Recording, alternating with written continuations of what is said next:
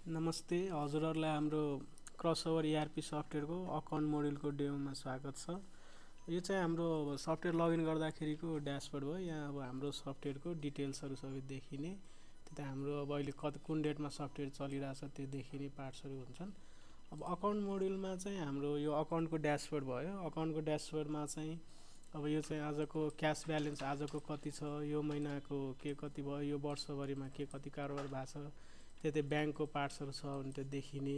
त्यतै पेएबलमा चाहिँ अब आज कति पेएबल कारोबार भयो, अब तपाईँको यो मन्थभरिमा कति, यो वर्षभरिमा कति, त्यतै अब रिसिभेबलको पार्टहरू कस्टमर ब्यालेन्समा देखिने हुन्छन्। त्यतै अब कलेक्सनमा चाहिँ आजको दिनमा कति कलेक्सन गरियो, यो महिनाभरि कति कलेक्सन गरियो, यो वर्षभरि कति कलेक्सन गरियो। अब पेमेन्टको पार्ट्समा नि सेम तपाईँको आज कति पेमेन्ट गर्यो, यो महिनाभरि कति गर्यो, यो वर्षभरि कति गर्यो। त्यति अब सेल्सको पार्ट्सहरू पनि अनि पर्चेजको पार्ट्सहरू भयो।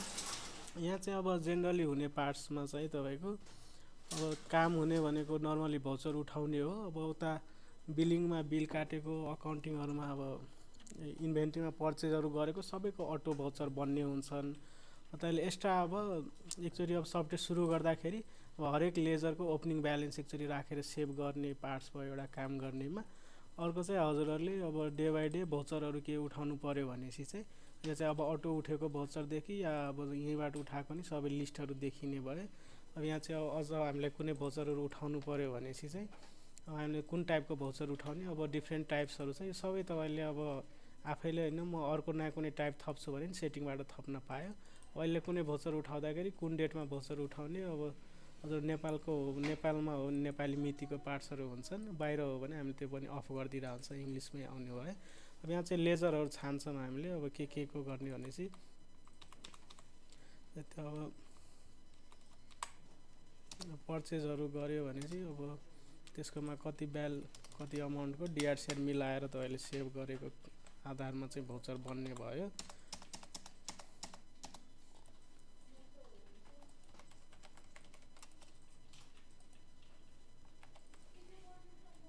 यदि गरेर तपाईँले नर्मल भाउचरहरू उठाउन सक्नुभयो। अब उठाएको भाउचरहरूलाई कुनैलाई एडिट गर्नुपर्ने छ भने तपाईँले यहीबाट एडिट गर्ने, प्रिन्ट गर्ने, अब त्यसको डिटेल्सहरू हेर्नु पऱ्यो भने डिटेल्स हेर्ने।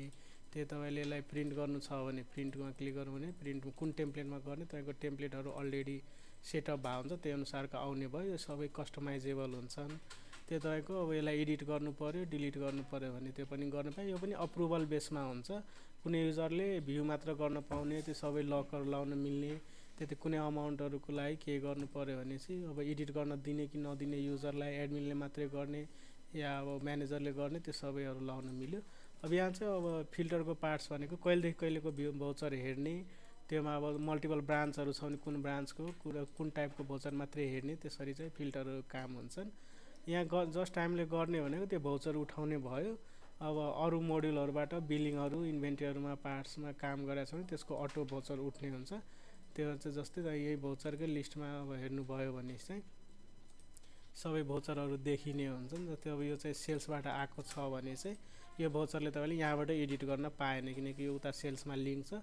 तपाईँले यसको लागि चाहिँ रिओपनहरू गर्ने, त्यसपछि चाहिँ रिओपन गरिसकेपछि तपाईँले अरू कामहरू गर्न पायो। त्यसपछि एडिट गर्ने, त्यो बिलमै भोइड गर्ने, त्यो पार्ट्सहरू गर्न पाएँ। नर्मल अकाउन्टबाट मात्रै हो भने त्यो गर्न पाएँ। अर्को चाहिँ एड थ्रु इमेज भनेको भाउचरै हो, त्योमा चाहिँ इमेजहरू एट्याच गरेर राख्ने पार्ट्स भयो। त्यति मात्रै फरक छ, सेम एज भाउचरै भइहाल्यो। त्यसपछि अब यहाँ भाउचर उठाइसकेपछि यहाँ नर्मली हुने काम भनेको तपाईँ सबै रिपोर्ट हेर्ने मात्रै हो। जति मैले अब ट्रायल ब्यालेन्स हेर्दैछु भने चाहिँ ट्रायल ब्यालेन्स कहिलेदेखि कहिलेको हेर्ने, डिटेलमा हेर्ने, समरीमा हेर्ने, त्यो पार्ट्सहरू भयो। त्यही अब डिटेलहरू आउने, अब अरू रिपोर्टहरू त्यो प्रफिट लसको पार्ट्सहरू होला, सबै त्यसको सबै डिटेल आउने, ब्यालेन्स सिटहरू, भाउचर रिपोर्टहरू, लेजर रिपोर्टहरू, यो सबै रिपोर्टहरू चाहिँ अकाउन्टको अटो तपाईँको रेडी भइरहेको हुन्छ।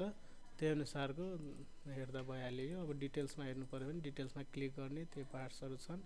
नर्मली अब कुनै पार्टीको लेजर या आफ्नै कुनैको लेजर हेर्नु पऱ्यो भने चाहिँ तपाईँले अब यहाँबाट हेर्न पायौँ हामीले अब लेजरको पार्ट्सहरू। अब लेजरको कहिलेदेखि कहिलेको हेर्ने, डिटेल हेर्ने, समरी हेर्ने, मल्टिपल हेर्ने, त्यो पार्ट्सहरू छ। अब डे बुकको पार्ट्सहरू होला, यो वर्षको डे बुकहरू, अब यो कुन डेटको हेर्ने, त्यो पार्ट्सहरू छन्।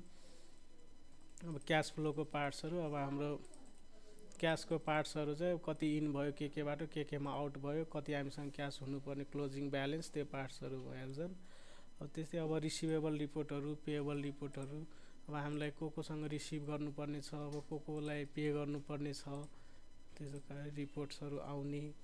त्यही अब एजिङ रिपोर्ट्सको पार्ट, त्यो अब एजिङ रिपोर्टहरू हेर्नुभयो भनेपछि चाहिँ अब यो चाहिँ टोटल हामीलाई यति यति ब्यालेन्स छ, त्यसमा नि एजिङमा क्लिक गर्नुभयो भने चाहिँ अब यो डेटहरू आफैले कस्टमाइजेबल हुन्छ। अब कति दिनदेखि कति दिनको उधारहरू छ त्यो पार्ट्सहरू भयो, भ्याटको पार्ट्सको रिपोर्टहरू, ग्रुप वाइज रिपोर्टहरू सबै चाहिँ यहाँबाट हामीले हेर्न पायौँ। कुनै अब अर्को मोड्युलबाट आएको बिलहरूमा केही अब तपाईँ उता बिलमा भोइडहरू गर्न थाल्नुभयो, पर्चेजलाई एडिट गर्न थाल्नुभयो भने चाहिँ सिस्टमले त्यो गर्न दिँदैन। त्यति बेला चाहिँ हामीले यो अकाउन्ट पोस्टिङमा आएको डिटेल्सहरूलाई चाहिँ, त्यो मेरो अब यो बिलहरूमा कुन पोस्टेड, अब सबै अलरेडी पोस्टेड छ अहिले, त्यो मलाई अब क्लोज वान खोजेर त्यसलाई रिओपन गरेपछि यहाँबाट भाउचर क्यान्सल गरेपछि बल्ल तपाईँले पसमा त्यसलाई गएर केही भोइडहरू गर्न पाउनुभयो, त्यो पार्ट्सहरू हुन्छन्। अब यति नै हो योमा। नर्मली यहाँ काम गर्नेमा तपाईँको पोस्टिङ अटो भयो, ओपनहरू गर्नु पऱ्यो। अब कतै अब अटो पोस्टिङ गर्दिनँ म, म्यानुअल गर्छु भनेपछि हामीले त्यो सेटिङ नै राखिदियो भने चाहिँ अटोमा नगइकन त यहाँ लिस्टमा आउँछ, हजुरले सेलेक्ट गरेर पोस्ट गर्नुपर्ने हुन्छ। अब वर्षको एकचोटि चाहिँ जति बेला फिस्कल इयर क्लोज हुन्छ त्यति बेला हामीले फिस्कल इयर क्लोजिङ गर्छौँ। त्यो गरिसकेपछि अर्को वर्षमा आफै ओपनिङ ब्यालेन्सहरू आउने पार्ट्सहरू भयो। अरू अब यो सबै अकाउन्टको रिपोर्ट्सहरूकै पार्ट्सहरू छ। कस्टमरको स्टेटमेन्ट हेर्नेदेखि लिएर उहाँको फुल्ली डिटेलहरू, ब्यालेन्स कन्फर्मेसन लेटरहरू पठाउनु पऱ्यो भने त्यो पार्ट्सहरू गर्न पायो। सब लेजर रिपोर्टहरू, सबै रिपोर्ट्सहरूकै पार्टहरू छन्। हस् त, अहिले यति, धन्यवाद।